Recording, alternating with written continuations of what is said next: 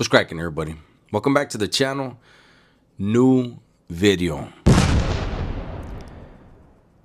This video, before I really get into this video, I have to give a little history for those that don't know.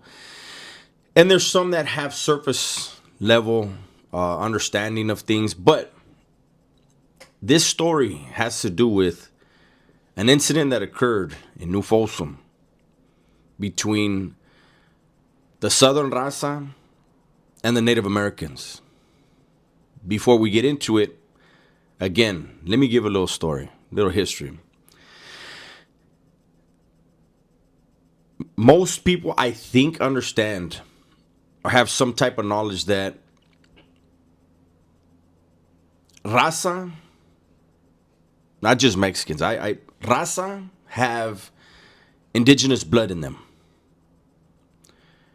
You can look at some Raza and you can see it, and you can look at others and you see more European blood in them. But it doesn't erase the fact that their DNA has indigenous Native American blood, the original inhabitants of the Americas, right? And just to get into it a little bit more, where all Native Americans originally, they came from the same place. Over time, they migrated due to weather conditions or warfare, whatever it was. They migrated. And as a defense mechanism, they created their own dialogues, right? And so that's why they have different languages. But that is also why you can look at an Inuit, what some people call an Eskimo, and a real Inuit, and then you can get somebody all the way down from Peru, where the Inca were, and you can put them side by side, and you can see a lot of similar characteristics, right?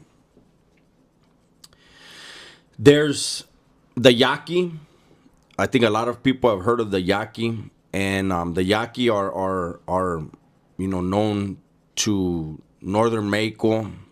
I don't want to get into the whole thing, right?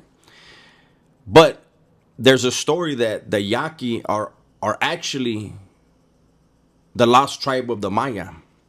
When the Maya were doing their migration south, they stopped in a place.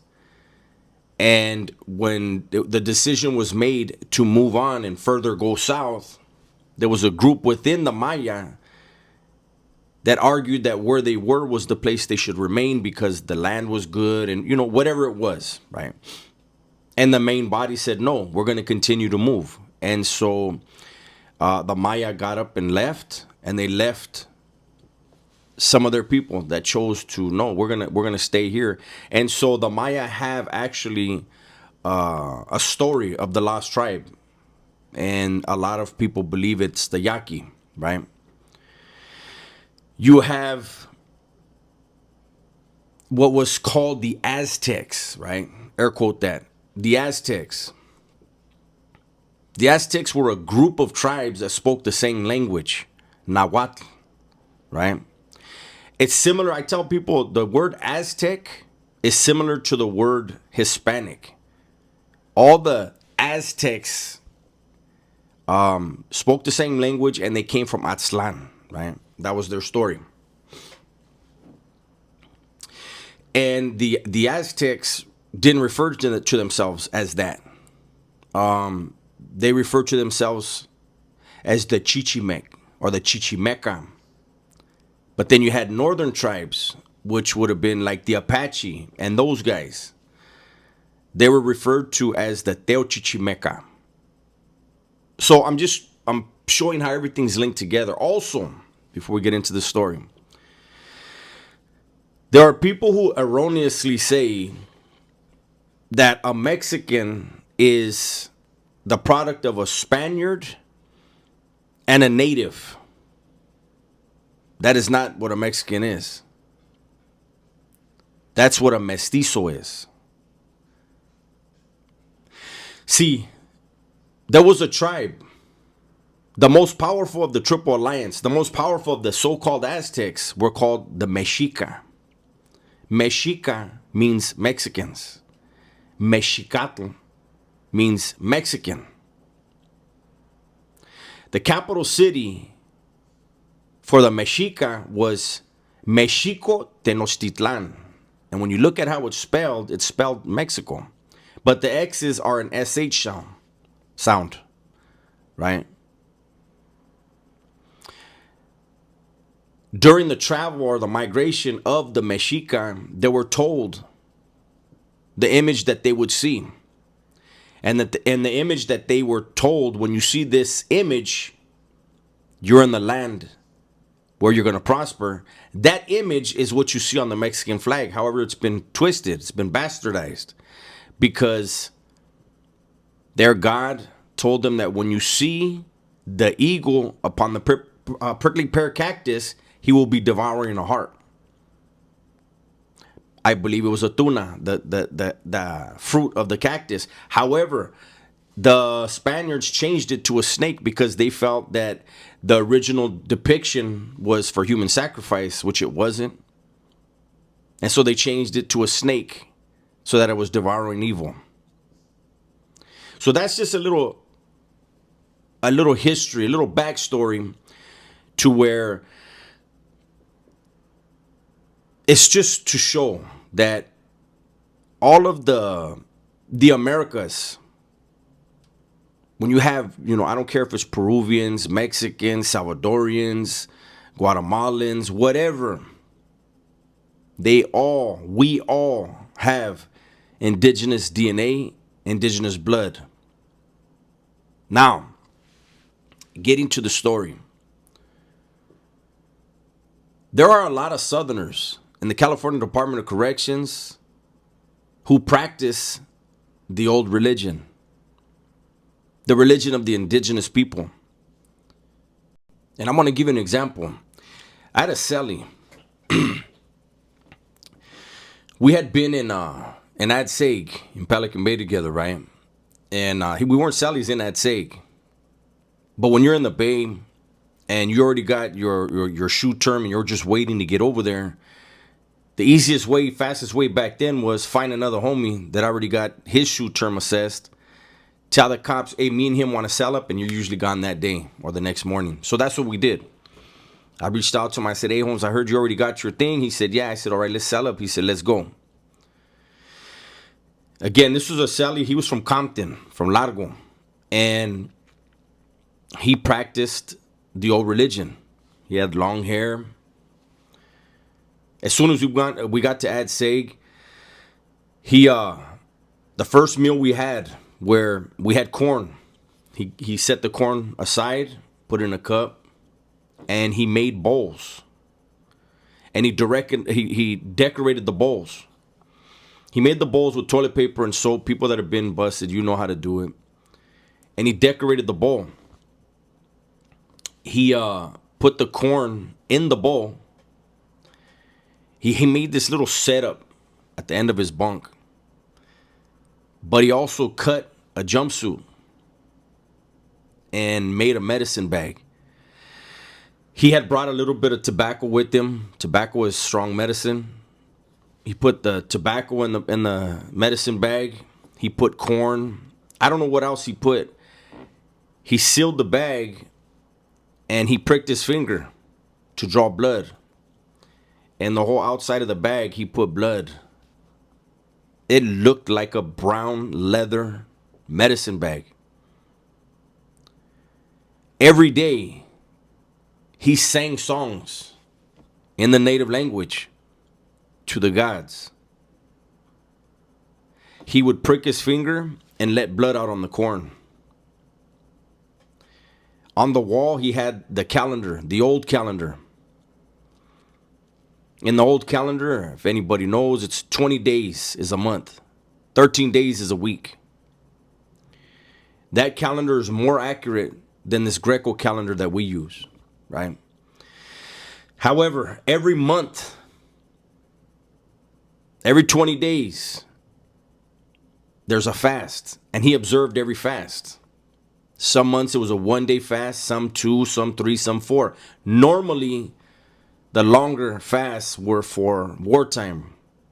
You sang songs and you fasted before war. Being that we're in prison and you're always on the verge of something, some type of act of violence, he observed all fasts. He had a cousin. Same exact. They followed the old religion, long hair. They did the prayers, the songs. They were fluent in Nahuatl, right? And there are a few dudes in the system that are Southerners that are like that. Now, the story is kind of anticlimactic, but I wanted to tell the story because I think it's interesting to a lot of people. Because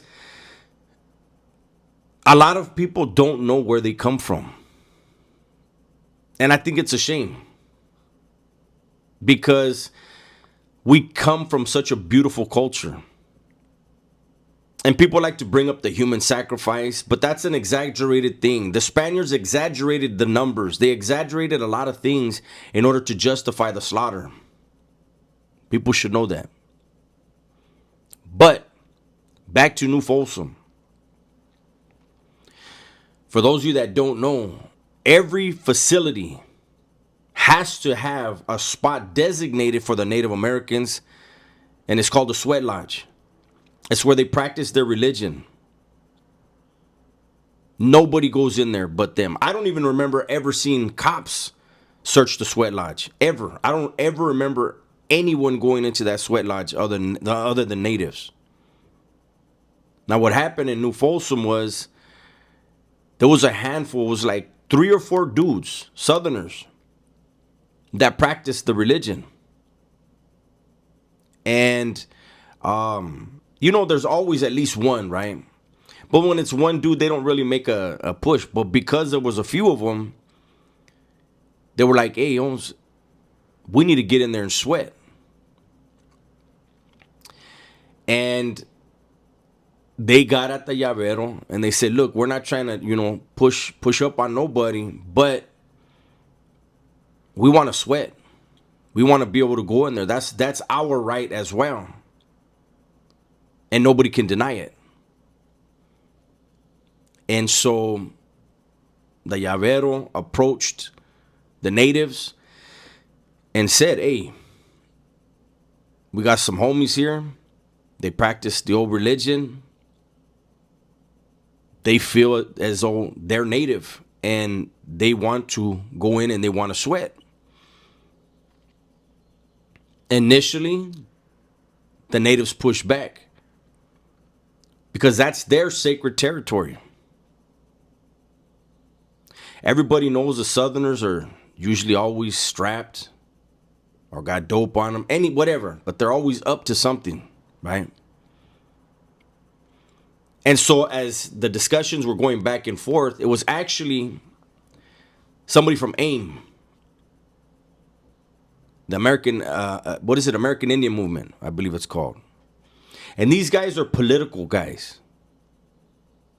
And when it got to this guy's ears, immediately he told the natives, as long as they know their history, they can come in. You can't deny them. They have native blood. And the agreement was,